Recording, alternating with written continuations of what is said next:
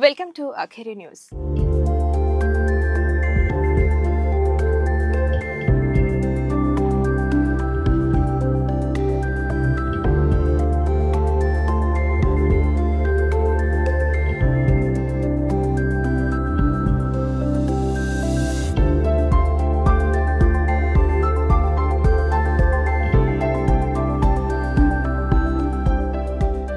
ఆర్థిక స్థిరత్వం, ఉన్నత చదువులు, కెరీర్ కారణాలు ఏమైనప్పటికీ పెళ్లిళ్ళు ఆలస్యంగా చేసుకుంటున్నారు నేటి యువత. దాంతో ఆ దంపతులు సంతానలేమి సమస్యను ఎదుర్కొంటున్నారు. ఎలాంటి జాగ్రత్తలు పాటించడం ద్వారా సంతాన సమస్యలు పరిష్కారం అవుతాయి అనే విషయాలను హన్మకొండలోని Srilakshmi test tube centre managing director Srilakshmi గారిని అడిగి తెలుసుకుందాం. నమస్తే మేడం. నమస్తే అండి. లేట్ మ్యారేజెసే సంతానలేమి సమస్యలకు కారణం అంటారా, లేక ఇతర ఏమైనా కారణాలు ఉన్నాయంటారా? ఖచ్చితంగా మీరు అన్నట్టుగా ఆర్థిక స్థిరత్వం, లేట్‌గా పెళ్లి చేసుకోవటం ఇవన్నీ కారణాలు అవుతున్నాయి. లేట్‌గా మ్యారేజ్ చేసుకోవటం వల్ల ఏమవుతుందంటే ఎస్పెషల్లీ విమెన్‌లో సంతానోత్పత్తి కొంచెం తక్కువగా ఉంటుంది. ఎందుకంటే అండాలు ఎగ్ కౌంట్ అంటాం అనమాట. అది తగ్గుతూ ఉంటుందనమాట. ఆఫ్టర్ 30 ఇయర్స్ ఫాస్ట్‌గా డిక్లైన్ అవుతూ ఉంటుంది oocyte కౌంట్ అనేది. సో దానివల్ల ఫెర్టిలిటీ ఇష్యూస్ వస్తూ ఉంటాయి. మేడం, మీరు దాదాపుగా 25 ఇయర్స్ నుంచి సంతాన సాఫల్య కేంద్రం నడుపుతున్నారు కదా. అవునండి. మీ అనుభవంలో మీ అవగాహనతో చెప్పండి, అసలు సంతానం కలగపోవడానికి గల ముఖ్య కారణాలు ఏంటి? చాలా సార్లు మన సమాజంలో ఏమనుకుంటారంటే ప్రెగ్నెన్సీ రావటానికి ఓన్లీ విమెన్నే కారణం. అంటే అదంతా ఒక వైఫ్ సమస్య, హస్బెండ్‌కి ఏమాత్రం రోల్ లేదు అని అనుకుంటారు. యాక్చువల్లీ ఇన్‌ఫర్టిలిటీలో 40% వైఫ్‌ది ఉంటుంది ప్రాబ్లమ్. 40% హస్బెండ్‌లో ఉంటుంది. ఒక 15-20% అన్‌ఎక్స్‌ప్లెయిన్డ్, అంటే ఇద్దరిలో అన్నీ బావుంటాయి. బట్ స్టిల్ వాళ్ళకి ప్రెగ్నెన్సీ రాదనమాట. సో మనం అందరూ అనుకుంటున్నట్టుగా ప్రెగ్నెన్సీ అనేది వైఫ్‌దే బాధ్యత అనేది చాలా తప్పు. సో అందరూ తెలుసుకోవాల్సిందేంటంటే వైఫ్‌కి ఎంత ప్రెగ్నెన్సీ రావడానికి ఎంత రోల్ ఉంటుందో హస్బెండ్‌కి కూడా అంతే రోల్ ఉంటుందనమాట. సో యూజువల్‌గా మేమేం చేస్తూ ఉంటామంటే ప్రెగ్నెన్సీ కోసం వచ్చే దంపతులు ఇప్పుడు 1 ఇయర్ మామూలుగా ఇన్‌ఫర్టిలిటీ అని ఎవరిని అంటారు? ఒక మ్యారేజ్ అయిన తర్వాత 1 ఇయర్ వరకు ఏ కాంట్రాసెప్టివ్ డివైజెస్, అంటే సంతానోత్పత్తి కలగకుండా ఏ సాధనాలు వాడకుండా, ఫర్ ఎగ్జాంపుల్ కాండమ్స్ కానీ, ఓరల్ కాంట్రాసెప్టివ్ పిల్స్ కానీ ఇలాంటివి ఏమీ వాడకుండా 1 ఇయర్ వరకు వాళ్ళు భార్యాభర్తలు రెగ్యులర్‌గా ఇంటర్ కోర్స్‌లో పార్టిసిపేట్ చేస్తూ ఉన్నా కూడా ప్రెగ్నెన్సీ రాలేదనుకోండి, వాళ్ళని ఇన్‌ఫర్టిలిటీ కపుల్‌గా అంటామనమాట. సో వాళ్ళు మోస్ట్ ఆఫ్ ద టైమ్స్ ఓపీకి వచ్చేటప్పుడు వైఫ్ ఒక్కతే వస్తూ ఉంటుంది. తనతో పాటు వాళ్ళ మదర్ గానీ, వాళ్ళ మదర్ ఇన్ లా గానీ వస్తారనమాట. సో మేము అందరికీ చెప్పేదేంటంటే ప్రెగ్నెన్సీ కోసం, ట్రీట్మెంట్ కోసం వచ్చేవాళ్ళు ఎప్పుడైనా కూడా వైఫ్ అండ్ హస్బెండ్ ఇద్దరూ కలిసి రావాలి. హస్బెండ్ యూజువల్‌గా నాదేం ప్రాబ్లమ్ లేదులే అని అంటూ ఉంటాడు. కానీ అది కాదు. Actually most of the times nowadays మనం చూస్తూ ఉంటాం కదా, హస్బెండ్‌లోనే ప్రాబ్లమ్స్ ఎక్కువగా చూస్తున్నాం అనమాట. మేడం, వరంగల్‌లో మొట్టమొదటి సంతాన సాఫల్య కేంద్రం కదా మేడం. అవునండి. అసలు ఎందుకు మీకు ఈ ఆలోచన వచ్చింది పెట్టాలని? ఏమైనా ప్రత్యేక కారణాలు ఏమైనా ఉన్నాయా? అప్పట్లో అసలు ఐవీఎఫ్ సెంటర్స్ అనేవి మనము ఓన్లీ వెస్టర్న్ వరల్డ్‌లోనే వినేవాళ్ళం. యూరోపియన్ కంట్రీస్, అమెరికన్, ఆస్ట్రేలియాలో చాలా ఐవీఎఫ్ సెంటర్స్ ఉన్నాయి. వాళ్ళకేంటంటే మన ఇండియాలో ఏంటంటే ప్రాపర్ ఎవాల్యుయేషన్, ప్రాపర్ ట్రీట్మెంట్ అనేది ఇన్‌ఫర్టిలిటీ కపుల్స్‌కి అప్పట్లో లేకుండే. ఇప్పుడంటే చాలా ఐవీఎఫ్ సెంటర్స్ వచ్చేసాయి. కానీ అప్పట్లో ఇన్ని లేవన్నమాట. సో వాళ్ళు ఎన్నో సంవత్సరాలు బాధపడతా, ఫ్యామిలీస్ డిస్టర్బెన్స్ వచ్చి డివోర్సుల దాకా వెళ్ళిపోయి చాలా బాధలు పడుతూ ఉండేవాళ్ళు. అలా నేను ఆ ఫస్ట్ 3 ఇయర్స్ ఆఫ్ ద ప్రాక్టీస్‌లో నాకు వాళ్ళ పట్ల చాలా బాధగా అనిపించేది. అరే! వీళ్ళకి నేనేం చేయలేకపోతున్నాను. వీళ్ళకి ట్రీట్మెంట్ ఉంది. ఔట్‌సైడ్ ఇండియా వీళ్ళందరికీ ట్రీట్మెంట్ ఉంది. కానీ మన ఇండియాలో ఉన్నందుకునే వాళ్ళకి ట్రీట్మెంట్ చేయలేకపోతున్నాం. దానికి కావాల్సిన ఫెసిలిటీస్, దానికి కావాల్సిన స్కిల్ దాని సబ్జెక్ట్ ఇదంతా ఇక్కడ ఎక్కువ చదువుకున్న వాళ్ళు, ట్రైన్డ్ డాక్టర్స్ ఇక్కడ లేరని నాకు అప్పుడు అనిపించిందనమాట. సో అప్పుడు నేను డిసైడ్ చేసుకున్నాను వీళ్ళకి హెల్ప్ చేయాలి ఖచ్చితంగా అని. ఈ ట్రైనింగ్ తీసుకోవటం జరిగింది. ఈ ఐవీఎఫ్ సెంటర్ 2001లో స్టార్ట్ చేయటం జరిగింది. యాక్చువల్లీ నార్త్ తెలంగాణలో హైదరాబాద్ తర్వాత వరంగల్‌లో నాదే ఫస్ట్ ఐవీఎఫ్ బేబీ అనమాట. 2002లో నా ఫస్ట్ ఐవీఎఫ్ బేబీ పుట్టింది. ఇప్పుడు ఆ పాప కూడా చాలా పెద్దగా అయిపోయింది. బీటెక్ కూడా చదివింది. మంచిగా జాబ్ కూడా చేస్తా ఉంది. మేడం, ఒక సందేహం. టెస్ట్ ట్యూబ్ బేబీ అనగానే అబ్బో వీళ్ళు చాలా డెలికేట్‌గా ఉంటారు. హ్మ్. రెసిస్టెంట్ పవర్ చాలా తక్కువ ఉంటుంది. హ్మ్. నేచురల్ పద్ధతి ద్వారా పుట్టిన బేబీకి, ఈ బేబీకి చాలా తేడాలుంటాయని అపోహలుంటాయి. హ్మ్. అవి ఎంతవరకు నిజమంటారు? అది యాక్చువల్లీ అంతా అపోహనేనండి. టెస్ట్ ట్యూబ్ బేబీకి నార్మల్‌గా కన్సీవ్ అయిన బేబీకి ఏమి డిఫరెన్స్ ఉండదు. టెస్ట్ ట్యూబ్ బేబీ అంటే ఏంటంటే first 5 days of the life అంటే ఎప్పుడైతే ఎగ్, స్పెర్మ్ ఫెర్టిలైజ్ అయిన తర్వాత ఎంబ్రియో ఫార్మ్ అవుతుంది కదా! ఆ ఎంబ్రియో ఫార్మ్ అయిన తర్వాత బ్లాస్టోసిస్ట్ స్టేజ్ అంటే 5 డేస్‌లో బ్లాస్టోసిస్ట్ స్టేజ్ వస్తుందనమాట. ఆ స్టేజ్ వరకే ఐవీఎఫ్ ల్యాబ్‌లో గ్రో చేస్తాము. హ్మ్. దాని తర్వాత దాన్ని యూట్రస్‌లో రీప్లేస్ చేసేసిన తర్వాత ప్రెగ్నెన్సీ ఎస్టాబ్లిష్ అవుతుంది. అప్పుడు అది నార్మల్ బేబీకి, ఈ బేబీకి ఏమీ తేడా ఉండదు. సో, చాలామంది అట్లా అనుకుంటూ ఉంటారు. ఐవీఎఫ్ బేబీకి, నార్మల్ బేబీకి చాలా డిఫరెన్సెస్ ఉంటాయి. వాళ్ళు చాలా డెలికేట్‌గా ఉంటారు. ఇదంతా అపోహ మాత్రమే. ప్రపంచవ్యాప్తంగా ఇప్పటివరకు ఎన్నో మిలియన్స్ ఆఫ్ బేబీస్ ఐవీఎఫ్ ద్వారా పుట్టారు. హ్మ్. వాళ్ళకి జనరల్ పబ్లిక్‌కి ఏమీ తేడా ఉండదండి. మేడం పెళ్ళై 6 నెలలు గడవక ముందుకే పెద్దల ఒత్తిడి అని, సంతానం కలగడం లేదని దంపతులు ఐవీఎఫ్ సెంటర్‌లను సంప్రదిస్తూ హ్మ్. ఉంటారు. హ్మ్. హ్మ్. నిజానికి ఎంత కాలం తర్వాత ఈ ఐవీఎఫ్ సెంటర్‌లను సంప్రదించాలంటారు? యాక్చువల్లీ అంటే ఇప్పుడు స్ట్రెస్ అనేది ఒక ఇంపార్టెంట్ ఫ్యాక్టర్ అయిపోయిందండి. పెళ్ళైన తర్వాత చాలా కపుల్స్‌ని బాగా ఇంకా 6 మంత్స్‌కే ప్రెగ్నెన్సీ రాలేదని ఇన్‌లాస్ కానీ, పేరెంట్స్ కానీ బాగా స్ట్రెస్ చేస్తూ ఉంటారు. స్ట్రెస్ వల్ల యాక్చువల్లీ ప్రెగ్నెన్సీ రావటం ఇంకా డిలే అవుతుంది. ఒక 1 ఇయర్ వరకు వాళ్ళని వదిలేయాలి యాక్చువల్లీ. వదిలేసిన తర్వాత అంటే వాళ్ళు ఆ 1 ఇయర్‌లో మళ్ళీ ఏ కాంట్రాసెప్టివ్ పిల్స్ కానీ, కాండోమ్స్ కానీ ఏది వాడకుండా ప్రెగ్నెన్సీ కోసం ట్రై చేస్తూ ఉన్నా కూడా అప్పటికి కూడా వాళ్ళకి 1 ఇయర్ తర్వాత కూడా ప్రెగ్నెన్సీ రాకపోతే అప్పుడు వాళ్ళు సంతాన సాఫల్య కేంద్రంకి అప్రోచ్ అవ్వచ్చు. కానీ ఒక్కటేంటంటే ఇప్పుడు చాలామంది కెరియర్ అని, చదువని, ఫైనాన్షియల్‌గా ఎస్టాబ్లిష్ అయిన తర్వాతనే మ్యారేజ్ చేసుకుందామని అలా 35 ఇయర్స్ తర్వాత మ్యారేజ్ చేసుకుంటున్నారు. హ్మ్. విమెన్ కూడా ఎస్పెషల్లీను. సో, ఇలా పోస్ట్‌పోన్ చేసుకున్నప్పుడు అంటే 35 ఇయర్స్ దాటిన తర్వాత మాత్రం ఇంకా లేట్ చేయటం అంత మంచిది కాదనమాట. అంటే 6 మంత్స్ వరకు మనం వెయిట్ చేయొచ్చు. 6 మంత్స్ లోపల ప్రెగ్నెన్సీ రాకపోతే ఖచ్చితంగా ఒక డాక్టర్‌ని సంప్రదించాల్సిందే అనమాట. మేడం సంతానానికి సంబంధించిన వారు డాక్టర్‌ని సంప్రదించడానికంటే ముందు తమని తాము ఏ విధంగా సరిదిద్దుకోవాలంటారు? ఇప్పుడు అంటే మనం రీచెక్ చేసుకోవాలని అంటారు. కరెక్ట్. మీరడిగింది మంచి క్వెషన్. మనం లైఫ్ స్టైల్ చేంజెస్ అనేది ఖచ్చితంగా చేసుకోవాలండి. నౌఎడేస్ మనం చూస్తూ ఉంటాము. ఆల్కహాలు, స్మోకింగ్ ఇది ఎంత ఎక్కువైపోతుంది. ఒబెసిటీ మనం చిన్న పిల్లలప్పటి నుంచే చూస్తున్నాం. స్కూల్స్‌లో అసలు ఎక్కడ ఒక గ్రౌండ్ కూడా ఉండదు. హ్మ్. పిల్లలు ఆడుకోవటం అనేదే లేదు. సో, అంత ఒబెసిటీ అనేది ఎక్కువైపోతోంది. అదే కాకుండా పొల్యూషన్. బయట పొల్యూషన్ ద్వారా కూడా మనకి లోపల బాడీలో స్ట్రెస్ ఎక్కువైపోతూ ఉంటుంది.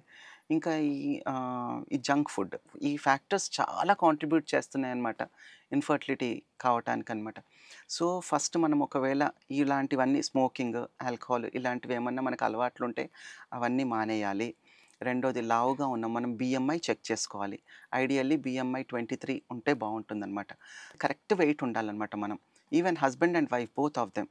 ఒబీస్ ఉంటే గనక చక్కగా గ్రౌండ్‌కెళ్ళి వాకింగ్ చేయటము, లేదా వెయిట్ లాస్ మంచి డైట్ తీసుకోవటము, వెయిట్ లాస్‌కి ప్రయత్నించటము ఇవన్నీ చేయాలి. చేసి ఆ పొల్యూషన్‌కి ఎక్స్‌పోజ్ అవ్వకుండా, మళ్ళీ జాబ్ స్ట్రెస్ ఇదన్నీ కూడా కొంచెం తగ్గించుకొని, అంటే ఒక హోలిస్టిక్ అప్రోచ్ కావాలి. ప్రెగ్నెన్సీ రావాలి అంటే ఏదో మనం ఇలా అనుకోంగానే ఇలా టక్కున వచ్చేస్తుందని కూడా చెప్పలేం. సో, మంచి food, diet, exercise, smoking, alcohol ఇవన్నీ క్విట్ చేసేసి చక్కగా ట్రై చేస్తే మనకి ప్రెగ్నెన్సీ న్యాచురల్‌గా రాకపోయినా even treatment wise success rates బావుంటాయన్నమాట. ఎలాంటి సందర్భాలలో ఐవీఎఫ్ చేయించుకోవాలంటారు? అసలుకు ఐవీఎఫ్ అంటే ఏంటి? ఐవీఎఫ్ అంటే యాక్చువల్లీ ఇప్పుడు నార్మల్‌గా ప్రెగ్నెన్సీ వస్తుంది కదండీ! అది ఎలా వస్తుంది న్యాచురల్‌గా విమెన్‌కి అందరికిను. ఎవ్రీ మంత్ ఎగ్ డెవలప్‌మెంట్ అనేది జరుగుతూ ఉంటుంది. అది యూజువల్‌గా 12థ్ డే నుంచి 18థ్ డే వరకు ఎగ్ రిలీజ్ అవుతూ ఉంటుంది. ఈ టైంలో గనుక హస్బెండ్ అండ్ వైఫ్ పార్టిసిపేట్ చేయటం జరిగితే కౌంట్స్ అవన్నీ బావుంటే ఏమవుతుందంటే ఈ స్పెర్మ్, ఎగ్ ఇంటర్నల్‌గా ఫెర్టిలైజ్ అయిపోతూ ఉంటుంది ఫెలోపియన్ ట్యూబ్‌లో. ఈ ఫెలోపియన్ ట్యూబ్‌లో ఫెర్టిలైజ్ అయిన ఎంబ్రియో యూట్రస్‌లో ఇంప్లాంట్ అవుతుంది. సో, ఆ తర్వాత వాళ్ళకి డేట్ మిస్ అవుతుంది. వాళ్ళు యూరిన్ టెస్ట్ గాని, బ్లడ్ టెస్ట్ గాని చేసుకొని, స్కాన్ చేసుకుంటే వాళ్ళకి ప్రెగ్నెన్సీ వచ్చిందనేది తెలిసిపోతుంది. కానీ ఐవీఎఫ్‌లో ఏంటంటే దానికి అంటే ఐవీఎఫ్ ఎందుకు చేస్తామనేది చాలా రీజన్స్ ఉంటాయి. హ్మ్. ఐవీఎఫ్‌లో ఏంటంటే ఒక్క ఎగ్ కాకుండా ఎక్కువ ఎగ్స్ రావటానికని స్టిమ్యులేషన్ చేస్తామనమాట. దానికి గొనాడోట్రోపిన్ అనే ఇంజెక్షన్స్ ఉంటాయి. ఆ ఇంజె స్టిమ్యులేషన్ అంటే ఏంటి మేడం? అంటే ఇప్పుడు నార్మల్ సైకిల్‌లో అయితే ఒకటే ఎగ్ వస్తుంది. ఓకే.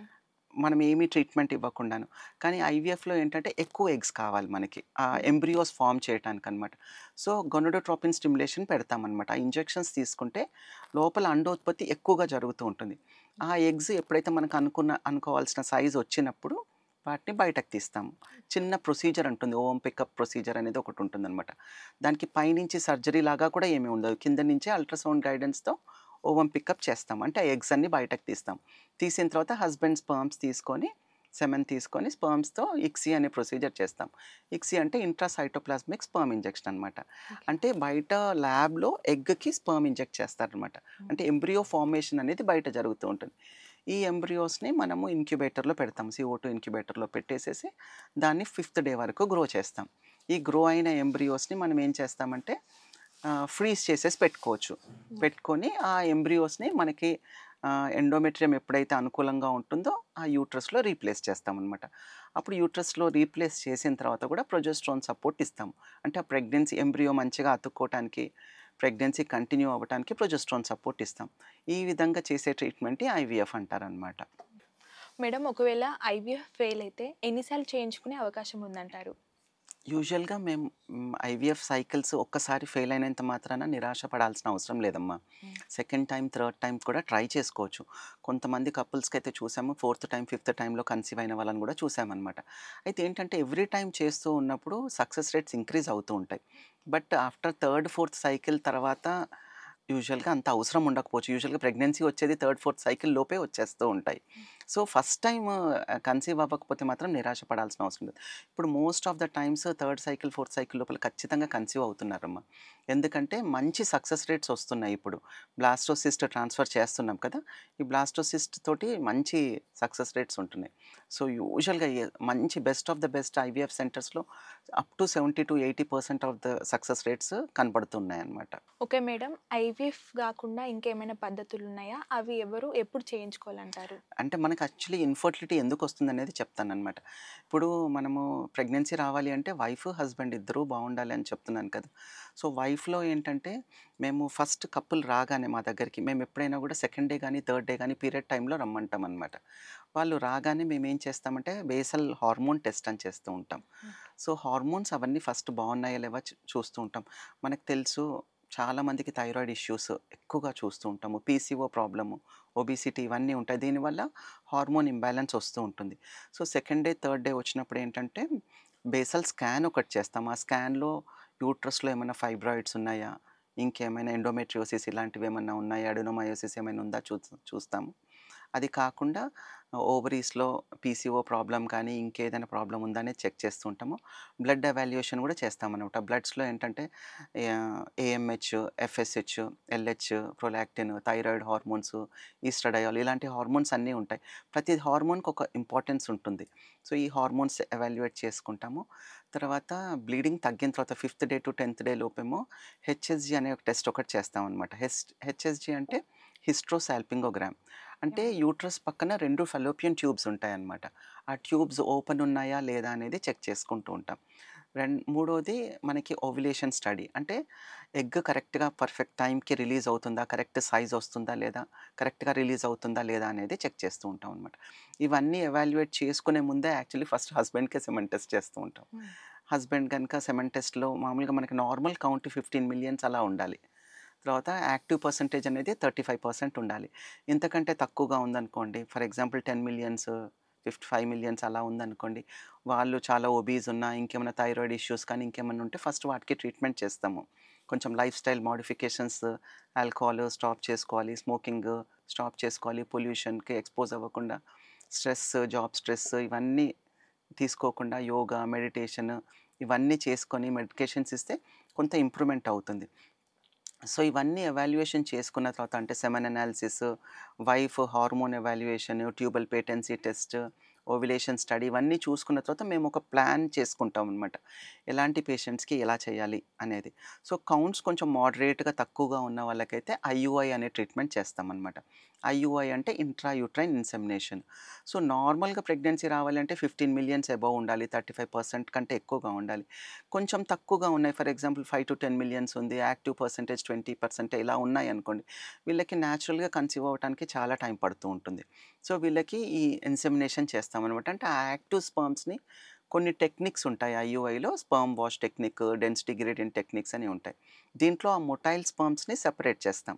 చేసి డైరెక్ట్‌గా వైఫ్ యొక్క యూట్రస్‌కి ఎగ్ రిలీజ్ అయ్యే టైంలో ఇంజెక్ట్ చేస్తాం. దీన్ని ఐయుఐ మెథడ్ అంటామనమాట. ఐయుఐ కూడా ఇట్లా మోడరేట్‌గా ఇలాంటి ప్రాబ్లమ్స్ ఉన్న వాళ్ళకి పీసీఓ ప్రాబ్లమ్ ఉన్న కానీ ట్యూబ్స్ బావుండాలనమాట వాళ్ళకి. ఐయుఐ ట్రీట్మెంట్ సక్సెస్ కావాలి అంటే కొంచెం మైల్డ్, మోడరేట్ ఆలిగోస్పర్మియా ఉన్నా కూడా మనం ఈ ట్రీట్మెంట్‌లో సక్సెస్ అవుతూ ఉంటుంది. కానీ ఇప్పుడు 2 ట్యూబ్స్ బ్లాక్ ఉన్నాయి, లేదా వైఫ్‌కి సివియర్ ఎండోమెట్రియోసిస్ ఉన్నాయి, లేదా హస్బెండ్‌కి సివియర్ కౌంట్స్ తక్కువగా ఉన్నాయి. ఇలాంటి వాళ్ళకి ఈ ఐయుఐ పద్ధతి ద్వారా ప్రెగ్నెన్సీ రావటం కష్టమవుతూ ఉంటుంది. ఇలాంటి వాళ్ళకి ఐవీఎఫ్ సజెస్ట్ చేస్తూ ఉంటామనమాట. ఒకవేళ ఫర్ ఎగ్జాంపుల్ 3-4 టైమ్స్ ఐయుఐ చేసినా కూడా ప్రెగ్నెన్సీ రాలేదనుకోండి, అలాంటి వాళ్ళకి కూడా ఐవీఎఫ్, లేదా అన్‌ఎక్స్‌ప్లెయిన్డ్ ఇన్‌ఫర్టిలిటీ అంటే ఏ కారణము కనిపించదు. ఐయుఐ ట్రై చేసాము, అయినా కూడా ప్రెగ్నెన్సీ రావట్లేదు. ఇలాంటి వాళ్ళకి కూడా ఐవీఎఫ్ అనేది చెప్తూ ఉంటామనమాట. సో, ఈ ఐవీఎఫ్ చేసేటప్పుడు నేను చెప్పాను కదా! ఎలా చేస్తాము ఏంటి అనేది. ఈవెన్ ఐయుఐతో కూడా కాకుండా ఐవీఎఫ్‌తో కూడా చాలామందికి సక్సెస్ అవుతూ ఉంటాయి. సో, మనం మన మన అందరూ అనుకుంటున్నట్టుగా ఐవీఎఫ్ సెంటర్‌కెళ్ళంగానే ఫస్ట్ మంతే ఐవీఎఫ్ చెప్పేస్తారు. ఇంకా డైరెక్ట్‌గా ఐవీఎఫ్‌కి వెళ్ళాల్సొస్తుంది అని అనుకుంటూ ఉంటారు. ఐవీఎఫ్ అనేది చాలా ఖర్చుతో కూడుకున్న విషయం అనమాట. సో, యాక్చువల్లీ 80% ఆఫ్ ద కపుల్స్‌కి 80-90% ఆఫ్ ద కపుల్స్‌కి అవసరం రాదు ఐవీఎఫ్. సో, వాళ్ళకి medical treatment, lifestyle changes, medicines, ఈ చిన్న చిన్న ఐయుఐ ట్రీట్మెంట్స్ ఇలాంటి ద్వారానే వాళ్ళు కన్సీవ్ అయిపోతూ ఉంటారు. సో, ఇలాంటి వాళ్ళు కన్సీవ్ అవ్వకపోతేనే నెక్స్ట్ ఈ 10-15% పీపుల్‌కే ఐవీఎఫ్ దాకా వెళ్ళాల్సొస్తూ ఉంటుందనమాట. Okay madam. ఐవీఎఫ్ ఫెయిల్ అయినా, పాస్ అయినా ఆ తర్వాత నార్మల్ ప్రెగ్నెన్సీ వచ్చే అవకాశం ఉందంటారా? అవును. యాక్చువల్లీ అందరూ అనుకుంటారు ఇంక ఐవీఎఫ్ అయిపోయిన తర్వాత కూడా ప్రెగ్నెన్సీ రాలేదంటే ఇంక వీళ్ళకి ఎట్టి పరిస్థితిలోనూ ప్రెగ్నెన్సీ రాదు అని అనుకుంటూ ఉంటారు. అలా ఏమీ కాదు. ఐవీఎఫ్‌తో కన్సీవ్ అవ్వకపోయినా కూడా వాళ్ళకి వాళ్ళు మెడికేషన్ తీసుకుంటా, లైఫ్ స్టైల్ చేంజెస్ చేసుకుంటూ ఉంటే వాళ్ళకి ఎప్పుడో ఒకసారి బాడీ మంచిగా సెట్ అయిపోయిన తర్వాత వాళ్ళకి న్యాచురల్‌గా కన్సీవ్ అయ్యే ఛాన్సెస్ కూడా ఉంటాయి. అన్‌లెస్ వాళ్ళకి ఇప్పుడు ఎట్టి పరిస్థితుల్లోనూ ప్రెగ్నెన్సీ రాని కండిషన్స్ ఉంటాయి. For example bilateral tubal black, severe oligospermia, severe endometriosis ఇలాంటి కేసెస్‌లో వాళ్ళకేంటంటే ఇంక న్యాచురల్‌గా కన్సీవ్ అవ్వటం అనేది జరగదు. కానీ కొన్ని చిన్న చిన్న మైనర్ ఇష్యూస్ ఉన్న వాళ్ళకి నార్మల్‌గా కూడా ప్రెగ్నెన్సీ వచ్చే ఛాన్సెస్ ఉంటాయి.